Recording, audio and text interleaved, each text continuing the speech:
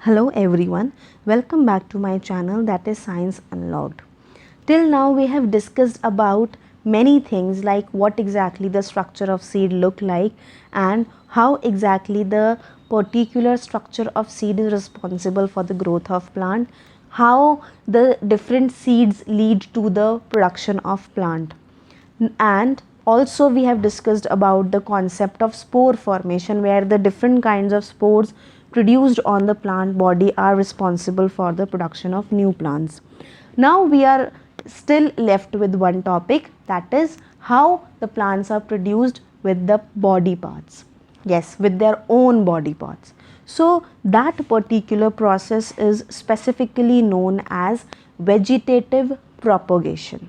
Yes, this particular process have a specific name, that is vegetative propagation. So in this process what happens is that new plant will be grown or will be produced with the help of the parts of existing plant.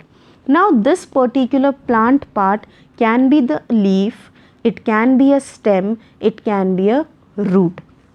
So this particular process is helpful in those plants where either seeds are produced in a very long duration or in a very long gap, or what happens is that these particular plants are generally used for various kinds of genetics and different kinds of advanced technologies where we are working in terms of advancement of science and technology.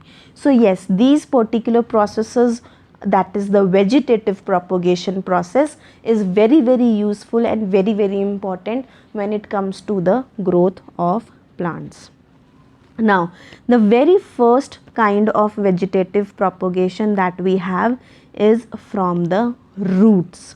Yes, it is from the roots. Now we will be looking into the process that how exactly can we grow the plants from the roots, and the example to this is sweet potato.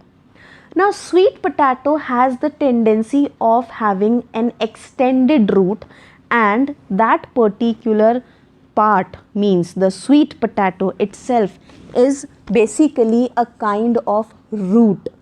And just like a normal root having lots and lots of extensions and sections, this particular sweet potato is also having multiple extensions, and with each and every extension there will going to be production of a sweet potato. As you can see in this particular picture right here, that in this particular single root there are extended further sweet potato where these 5 are fully grown and the 6th one is still growing. So what we are going to do is we are going to simply cut off these particular single sweet potato, and what we are going to do, we are going to keep it in the water so that it can grow and it will start producing more and more roots out of it. After that it will start producing the leaf. So what exactly are we doing? We are actually not using the seed of the plant but the root of the plant. So that is how we can produce new plant with the roots. That is the best example that we can have right now in terms of this particular concept, that is vegetative propagation. So with this, one thing else that you understand is that sweet potato is not actually a fruit, it is basically a sort of part of plant which is modified to you can say to be used as a food, and it can be used in terms of making like vegetables or by simply eating it in the form of salad. So what happens is that this is basically not food itself, or you can say it is not the type of fruit that we use in the form of food, but it is basically a root. The next that we have is the plant coming from underground stem. Yes, underground stem means the stem which is going to be present beneath the surface of ground or below the ground level. So in this we have category which is potato, or you can say tuber, that is the alternative name for that. Then we have onion, then we have ginger. Over here is the potato. The structure over here shows the complete process of onion, and over here you can see the ginger, which in which the stem has grown so better, in a better way, because it was kept like that in such a manner. So what exactly has happened over here? Now in this potato you can see that there are these black structures, or you can say the depressions over there, and these depressions are basically known as the tuber, or simply eye, or you can even call it simply bud. So it is considered as bud in the potato. Now these buds have the tendency of having, or you can say growing into different amount of structures, and these structures are what? These are extended stems. Similarly in case of onion, similarly in case of ginger, in ginger you have those structures which are the basically the lines which are there on the ginger.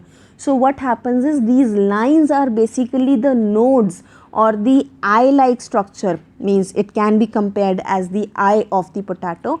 So these particular nodes have the capability of getting converted into the extended stem. Over here also you can see the stem is extending. So this is what? This is underground stem, because all the three examples which I have quoted here are going to be grown only underground, only under the ground. So on the other hand, these are basically stem of the plant which we are using as a food.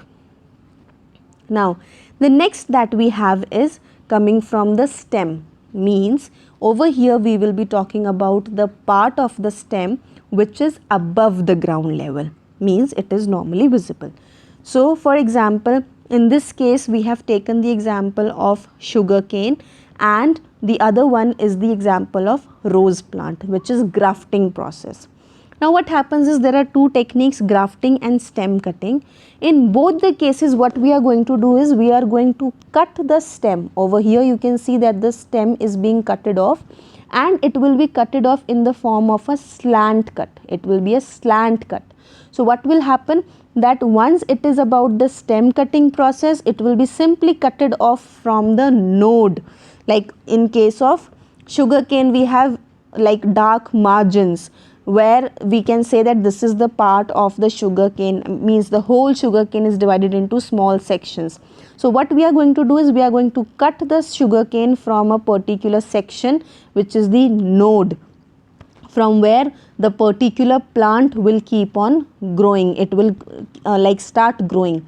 On the other hand, what we can do is if a particular plant has the upper body being shedded off, and on the other hand there is a plant B where the roots are being dried off, or they are being infested with the different kinds of microbes and microorganisms, but the upper part is quite good, or you can say it is the healthy part, still healthy, because the microorganism have not reached to that particular part of the plant.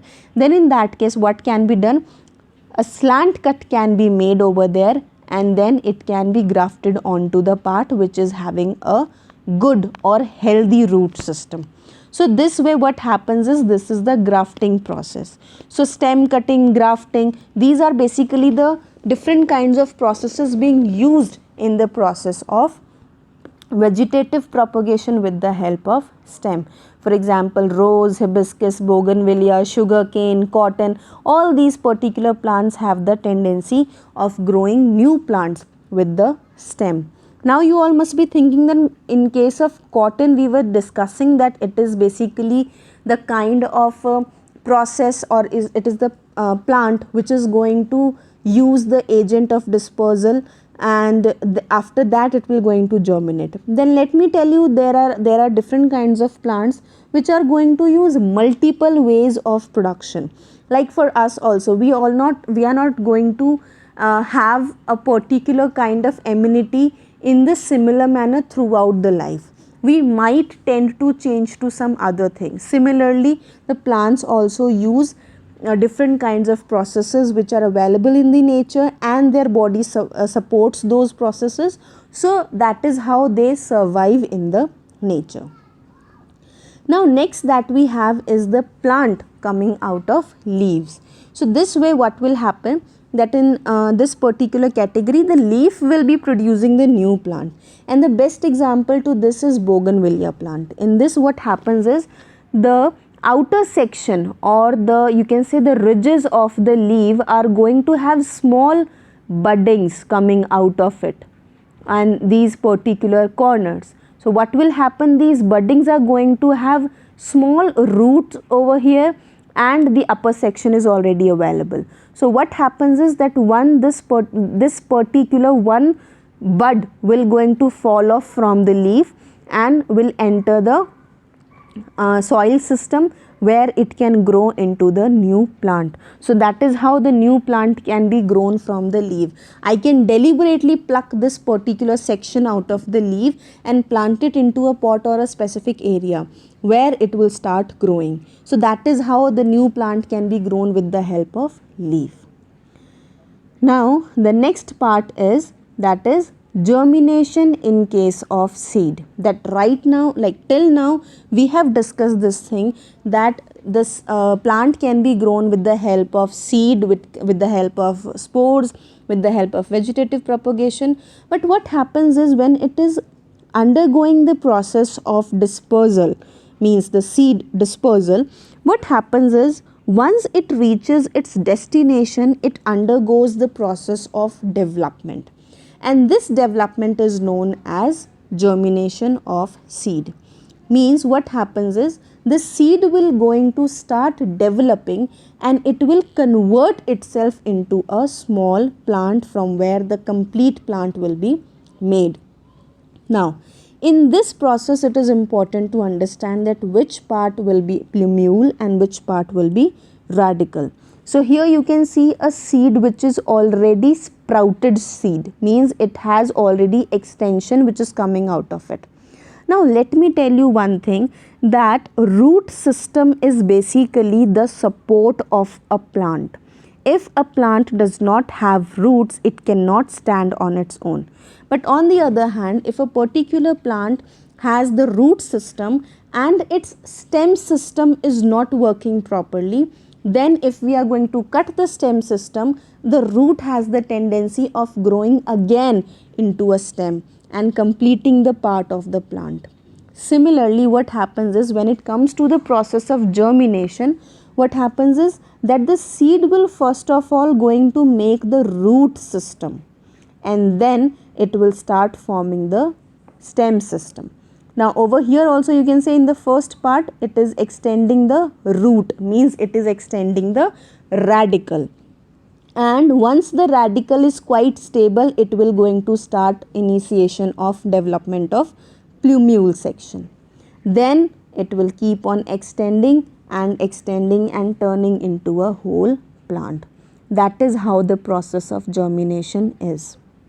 Now we come to the important aspects or important conditions of the germination process, and there are in total 3 important aspects. One is air, second is sunlight or the warmth which is coming from the sunlight, and the third one is water. These are the 3 necessary requirements for the process of germination. Now, how we can identify that these are the 3 necessary conditions?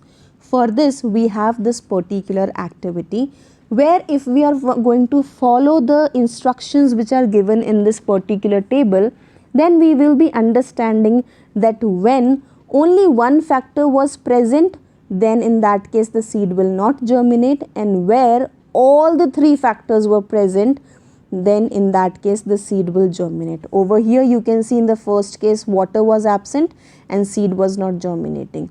In the second one the warmth was absent, so again the seed was not germinating. In the third case air was absent, again the seed was not germinating. But when all the 3 factors were available, then in that case the seed was germinating. So you can try this particular table and this particular activity on your own, and you can post the results in the section below, in the comment section below. So ultimately you will understand that how these three factors are important, and yes, they are important. So with this, we are done with today's topic as well as this chapter. I hope you all have understood now that why this particular topic is important, because we generally talk about the concept of like growing more plants, but we don't know how actually should we grow these particular plants. So with this particular chapter and with these particular videos of this chapter, you will be able to understand that how you can follow certain basic things and you can grow plants on your own. And this is how this topic is important for us and related with us directly. So I'll see you all next time with the next topic, and till then, take care of yourself, stay healthy, stay happy, keep learning. All the best. Bye bye.